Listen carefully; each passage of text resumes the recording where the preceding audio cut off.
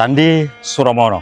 Candi Suramono peninggalan agama Hindu ini dibangun di atas tanah desa Canggu, Kecamatan Budas, Kabupaten Kediri. Indah sekali. Di kanan kiri saya terdapat hamparan fragmen batu candi. Ya, ini dulu adalah material candi utama yang ada di belakang saya sana, paling ujung. Itu Candi Surawono. Candi Surawono itu di dalam negara Kertagama juga tercatat yang dikenal dengan Wisnu Banapura.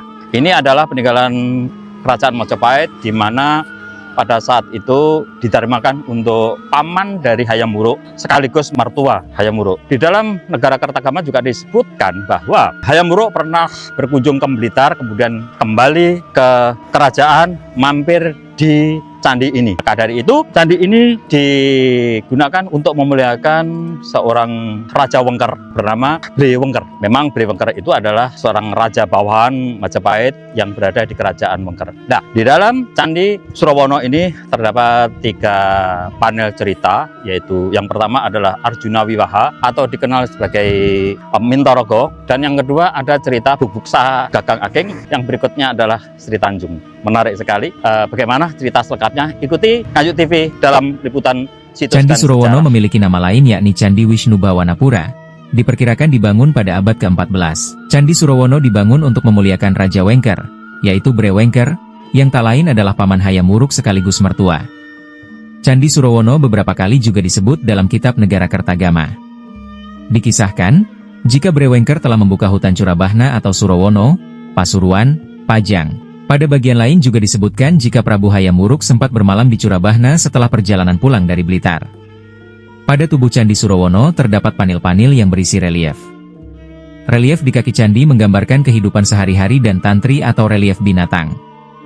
Pada bagian dinding yang panjang sebelah utara dan barat daya menggambarkan relief Arjuna Wiwaha atau Mintaraga. Sementara pada bagian pendek pada timur laut menggambarkan relief Bubuksah dan Sri Tanjung. Kisah Arjuna Wiwaha dimulai dari belakang candi dan dipahatkan berlawanan dengan arah jarum jam. Jika ingin melihat relief ini harus memutar arah. Kelanjutan cerita relief ini dimulai dari bagian depan sisi utara candi dan dipahatkan secara searah jarum jam. Kemudian ceritanya berakhir di bagian depan sisi selatan. Sedangkan, cerita Bubuksah, Gagang Aking dan Sri Tanjung dipahatkan pada sudut-sudut candi. Ada 3 cerita di dalam panel Candi Surawono ini. Yang pertama adalah panel relief cerita Begawan Mintorogo atau Arjuna Wiwaha. Kisah relief Arjuna Wiwaha. Arjuna Wiwaha atau juga disebut Begawa Mintorogo adalah cerita perjalanan Arjuna saat bertapa. Karena Arjuna merasa prihatin atas perseteruan antara Kurawa dengan Pandawa yang sebenarnya masih bersaudara. Kisah Arjuna Wiwaha dibagi menjadi 3 babak. Babak pertama menceritakan tentang ujian Arjuna dari dewa. Babak kedua, peperangan Arjuna melawan Raja Raksasa Niwatakawaca. Babak ketiga, pengangkatan Arjuna ke Kahyangan untuk menerima hadiah dari dewa.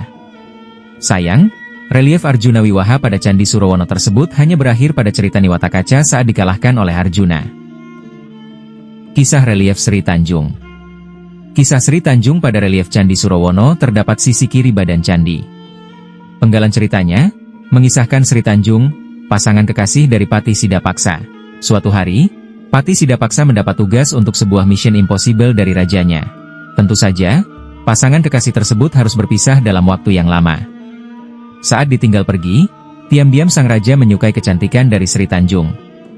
Namun Sri Tanjung menolak untuk menuruti kemauan sang raja.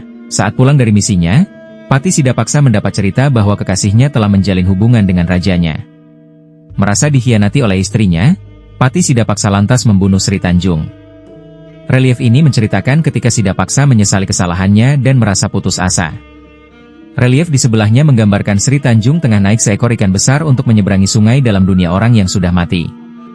Relief selanjutnya menggambarkan ketika Sri Tanjung ditolak untuk masuk ke dalam surga. Karena belum waktunya, ajal Sri Tanjung tiba. Relief di sebelahnya menggambarkan ketika Durga menghidupkan kembali Sri Tanjung. Dan relief paling kanan adalah ketika Sidapaksa dan Sri Tanjung dipersatukan kembali. Kisah relief Bubuksah dan Gagang Aking. Relief Bubuksah dan Gagang Aking menceritakan upaya pencarian spiritual untuk meraih kesempurnaan hidup yang dilakukan oleh 2 bersaudara.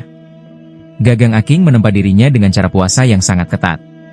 Sebaliknya, Bubuksah tetap menikmati makan dan minum sepuasnya. Suatu hari, Batara Guru mengirim utusan ke bumi untuk menguji dua bersaudara tersebut. Utusan turun dalam rupa harimau, menemui Gagang Aking dan Bubuksah untuk memangsa tubuhnya.